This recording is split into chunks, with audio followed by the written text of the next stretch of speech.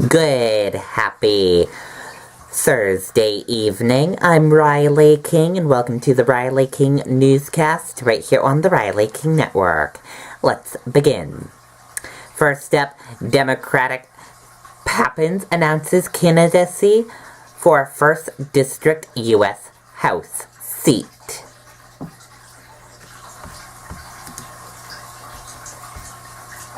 Let's take a listen to the video from WMUR News 9.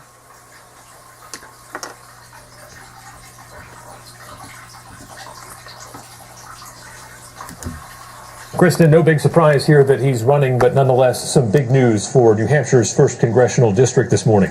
Chris Pappas started this morning, as he has so many others, by heading to work at his family's restaurant, the Puritan Back Room. He's a day-to-day owner-manager of the iconic family dining destination in Manchester. But that's going to change as he officially launches his bid for Congress.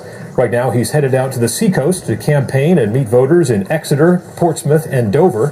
Pappas, who is serving his 3rd term on the Executive Council, is a relatively youthful 37, but says he wants to bring the old-fashioned New Hampshire politics of working across the aisle to get things done back to Washington. There are so many critical issues that are at stake right now, from the opioid crisis to shoring up insurance marketplaces, to making sure that we take care of our vets and we protect our climate. And so I think that I have the skills and the business background and the community experience to be able to be an effective member of Congress. Pappas says as he transitions into campaign mode, another family member will be taking over daily operations at the Puritan. At this point, he joins 4 other Democrats running for the seat being vacated by Congresswoman Carol Shea Porter, and that field could continue to grow. Live in the newsroom, Adam Sexton, WMUR News 9. Okay, and there you go on that report in that video. We will keep you up to date on that close watch race as it gets closer and closer to voting season for that race.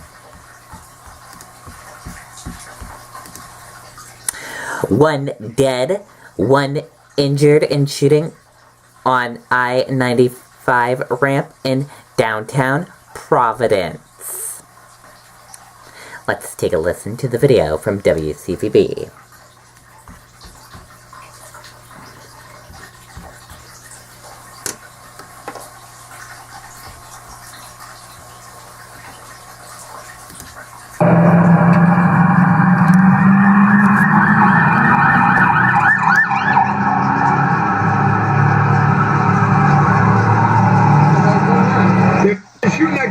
The white pickup truck. Okay, that is some raw video that was taken earlier today. A mid-morning chase and shooting involving several police officers on a busy Interstate 95 in Providence left one person dead and one injured Thursday. The shooting come less than 2 hours after a suspect being taken into court was left in a state police cruiser alone and stole it, driving it to Providence neighborhood and abandoning it. Police initially said the shooting and theft were related, but then said later Thursday that the man who stole the police cruiser is not the same man who got into the shootout less than 2 hours later. One man was killed and a woman was injured in the shootout that happened around 10:45 a.m. Police have not identified them. Police said several officers were chasing a white pickup truck and 2 people inside when the shooting happened on a stretch of interstate that skirts the city's downtown and Providence Place Mall. A woman in the truck was injured and taken to Rhode Island Hospital in serious condition. Providence Public Safety Commissioner Stephen Pear said said they're reviewing the footage from body cameras. In responding, officers were wearing. No officers were hurt. Video posted online from a witness shows the driver of the white pickup truck trading gunfire with numerous police officers as it was trapped in by other cars. The truck sat rigidly with bullets on the road Thursday afternoon as police swarmed over the highway looking for shell casings.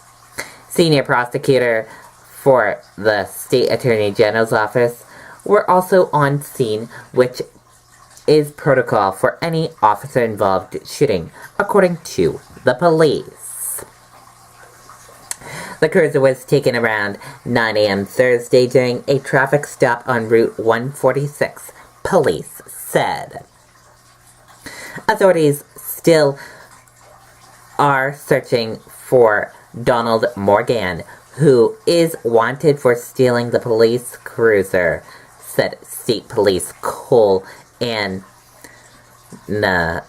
he was being transported to court and was left alone in handcuffs in the vehicle when the troopers stepped out to check on an accident, she said. Morgan, a 35-year-old Providence resident, was arrested Wednesday on charges of obstruction and possession of a stolen motor vehicle. The cruiser was found within an hour abandoned in a Providence after police tracked it with their car's GPS system. But the theft was not located. Police launched a search throughout the neighborhood and were searching houses to house with rifles and dogs.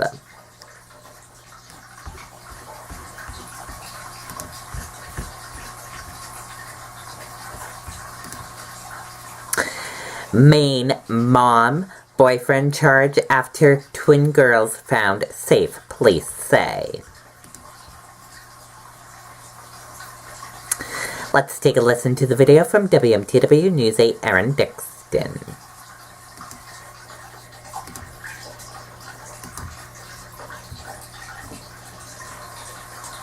Emotional reunion last night when the 9-year-olds returned home. Take a listen to what their father had to say.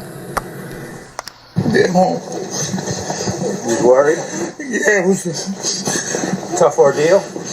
You already know it, man. Yeah. Baby, go home. Lewiston police found the girls with their mother and her boyfriend. The mother does not have custody of the girls. In fact, the girls' grandmother says they haven't seen their mother in 5 years.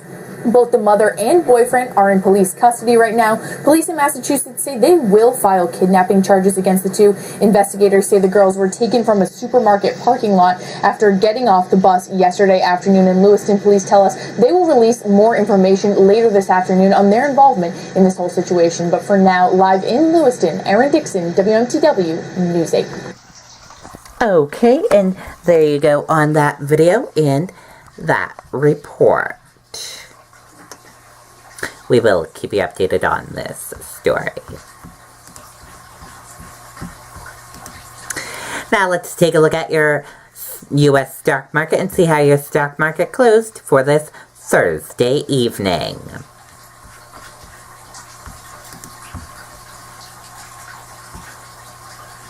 And here's a look at that market for you right now.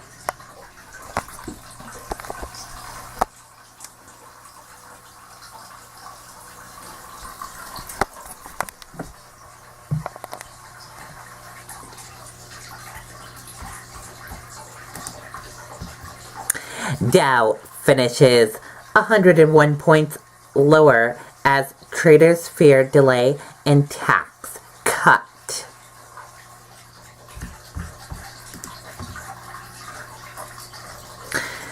U.S. equities fell on Thursday, pulling back from record highs on worries that a corporate tax cut could be delayed.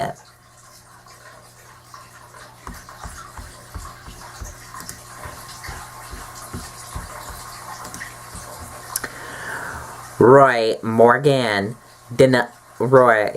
Maury denies allegations of sexual misconduct years ago with 14-year-old. Let's take a listen to the video from ABC News.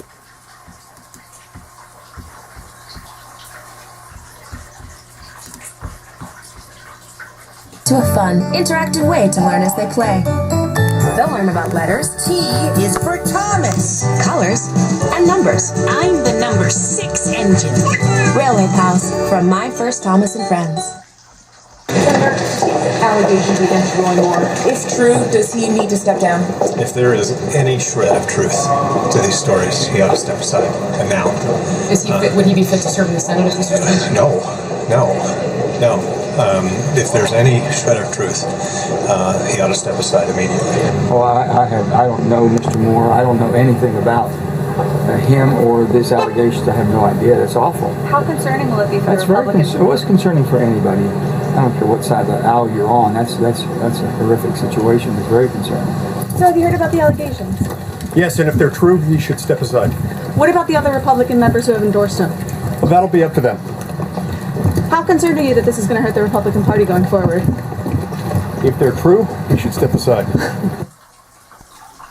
Introduce your Okay, and there you go on that video and that report. And that does it for the Riley King Newscast right here on the Riley King Network. I hope you all have a great rest of your Thursday evening, and I'll see you back here on Monday at 4 a.m. I'll be off air tomorrow, Saturday, and Sunday. Tomorrow is Veterans Day observance. The rail holiday lands this Saturday.